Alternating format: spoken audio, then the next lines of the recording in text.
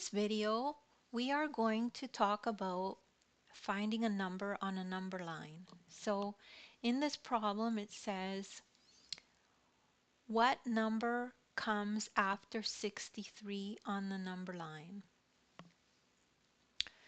So we could see our number line, 61, 62, 63, and so on.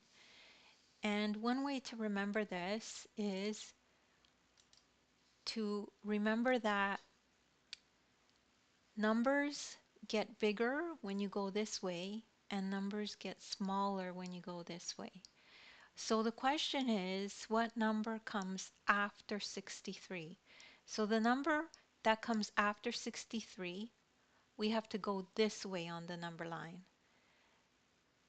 So if we take a look here, 63, 64. 64 is the next number on the number line. So we know that the number that comes after 63 is 64. And don't worry if you don't understand this the first time. Just take a look at the video again until you understand it. And anyone can do math. Practice makes improvement.